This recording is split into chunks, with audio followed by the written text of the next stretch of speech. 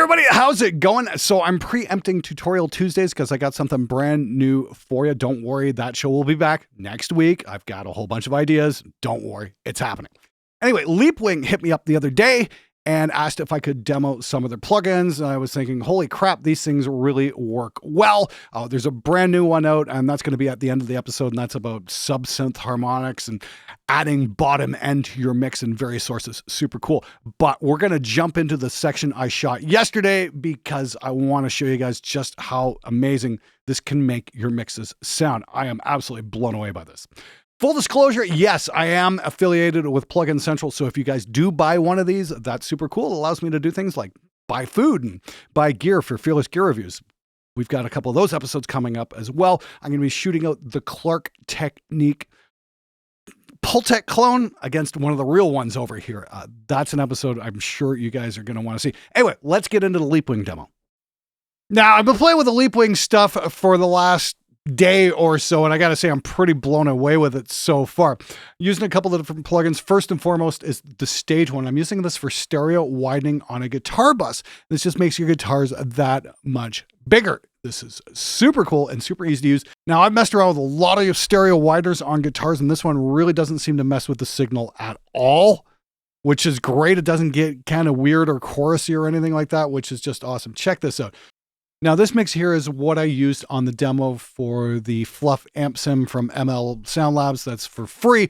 And a lot of you guys really dug the sound of it. Well, check out what the StageOne does to the guitars here. This is really freaking cool.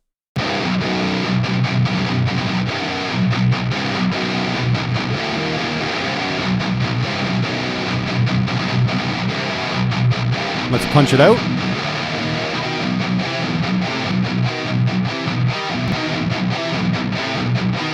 Just kind of brings them to life. Let's drop that in the mix. Check this out.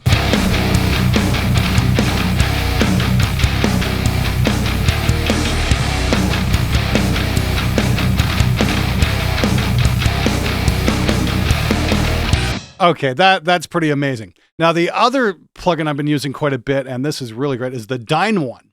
Now, this is a multi-band parallel compressor, and I'm sure a lot of you guys are going, what the hell is that? And what it does is it compresses a signal alongside an untreated signal, which is kind of like a blend control, if you will. So what I'm going to do is I'm going to pull up the drum bus and show you guys what happens when we engage this. That's our drum bus. Check this out. Let's throw it in.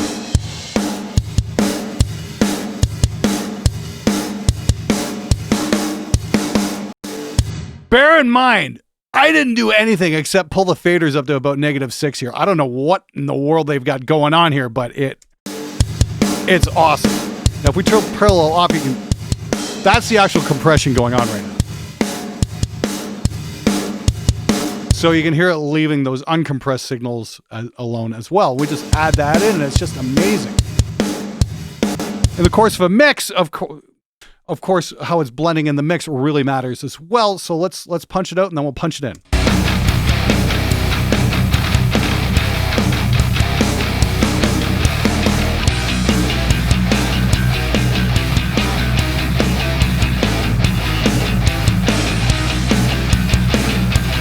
Just adds that much more of a slammin' sound. And of course, you can take this and put it on your master bus because that's what it was actually designed for. I've got it dialed back a little bit less on this one. Watch what happens to this mix before and after.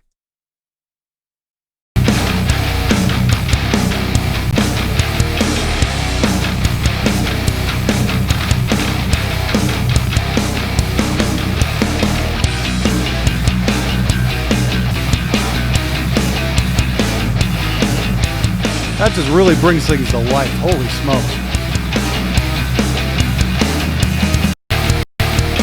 What I don't get is just how easy it is to use. There's all kinds of controls here. You know, you can turn off the linking and play with all the different bands. You want to make it a bit brighter. Maybe bring the bottom end up.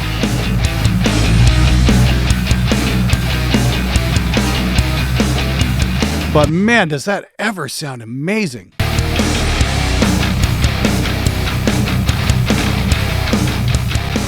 I gotta say, I'm completely floored by what this thing can do to a mix. I mean, with just minimal fader movement.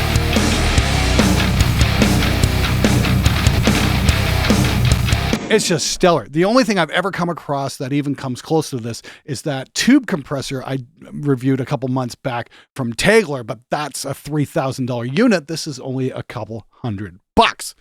You're looking to spice your mixes up and make them sound amazing. I would highly recommend checking this thing out. Now, I'm also going to pull up the Rush type song that you guys have been listening to over the last few weeks. What I'm going to do is I'm going to show you guys with all the Leapwing stuff off and then on for a direct comparison. So here's the original mix, and I was very happy with how it was sounding.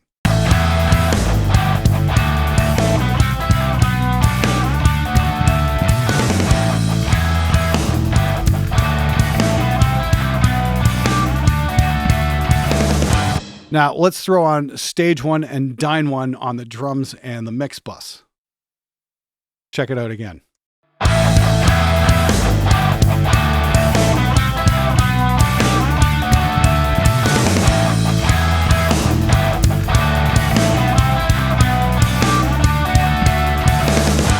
What in the world is going on there? That is absolutely unreal. Is it the mix bus or is it the drum bus? Let's turn off the drum bus first.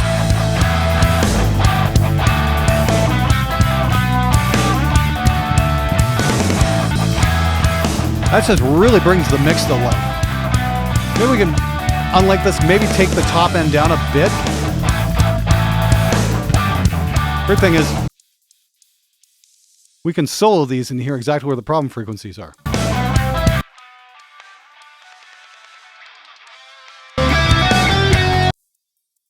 Not much going on there.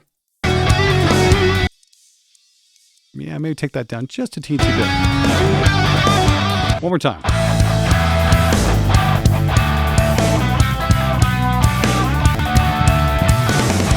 As you can hear, there's a little bit of a time shift going on there. So this is definitely a look ahead limiter. And there's absolutely nothing wrong with that, but wow, does that ever work great on a mix.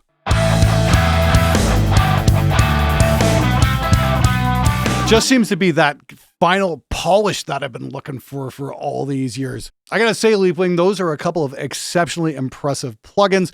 For you guys who want to do some home mastering, that kind of thing, I definitely recommend checking them out. All right. Now, they just put this new one out yesterday, and that is the RootOne. And this is for subsonic harmonics for bass frequencies, say on bass guitar, kick drum, full mix, that kind of thing. I'm just going to show you this real quick because I've just literally been playing this with this for like 10 minutes already, blown my mind how amazing this is. Where the hell has this company been? That's what I want to know. So here's that fluff mix again without the RootOne.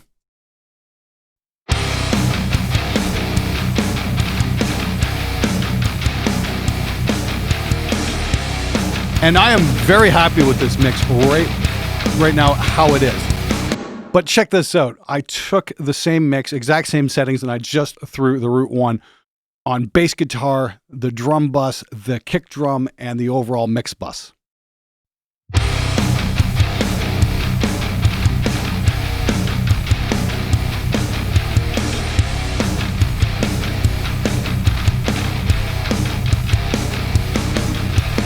Whoa, that's pretty insane. That might even be a little bit too much. Might want to bring them a couple of elements down, but I'll show you what's going on here just real quickly. So first and foremost, we've got this on bass guitar, and I'll just punch this in and out. You can hear what's up.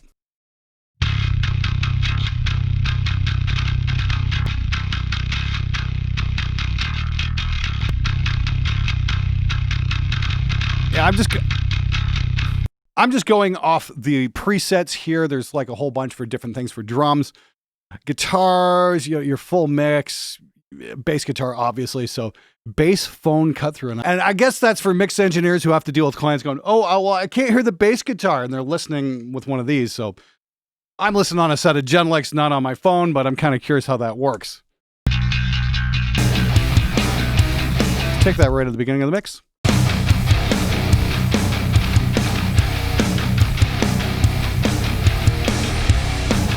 I am really liking this.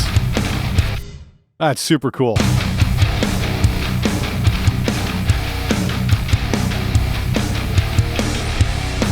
And you got a bunch of sliders to mess around with. We can bring up the sub bit. Ooh, that might be a little much. Yeah. Handle with care, because I'm thinking you could really screw your mix up if you start layering that in just a little too thickly. I've got this on the kick drum as well. That's without. Got it at their kick weight preset. Drum punch. That's probably good for a bus.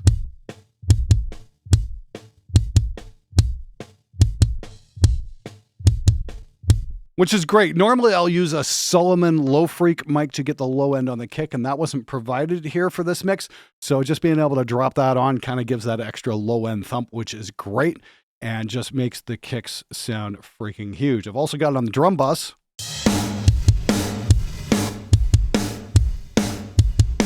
Set to the drum bus. Off. Just adds a little bit of thickness there. Now remember, we take and now I've got on the drum bus here, I've got the DynOne and the RootOne stacked together here. So let's take them both off. That's without.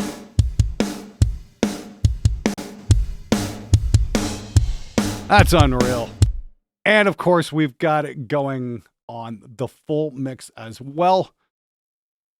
Set for, oh, we don't want sub boost. We want, yeah, okay, we do want. Well, let's take a listen here. We're gonna try a couple of the different presets here and just see what we get. Beef up mix. I like the sound of that too.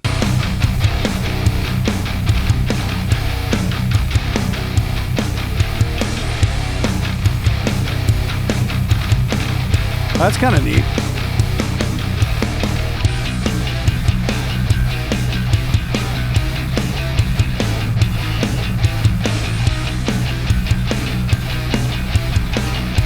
Honestly, I think I'd be good with either the sub boost or the low mid energy shot, and it's just adding some harmonic saturation in there just to kind of make things a little bit more apparent. Either way, it's working great.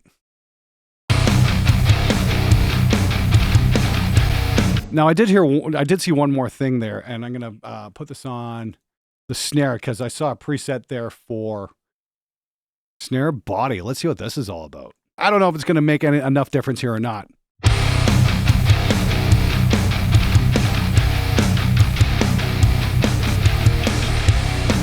Maybe it adds a tiny bit of thickness, but it's nothing major, which is great. You can probably get away with that really well on just the close mics and not worry about mucking your mix up too badly. That's pretty cool. But once again, for reference, here's the mix without any of that RootOne on there.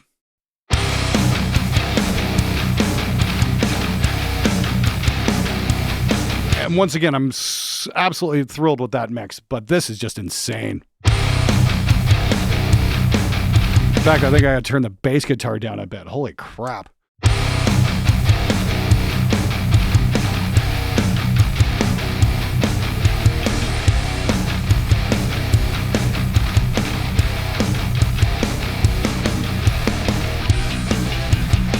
But if you are looking for the bass guitar sound that fits in under the guitars and makes everything just sound massive, I think this is the plugin to be checking out.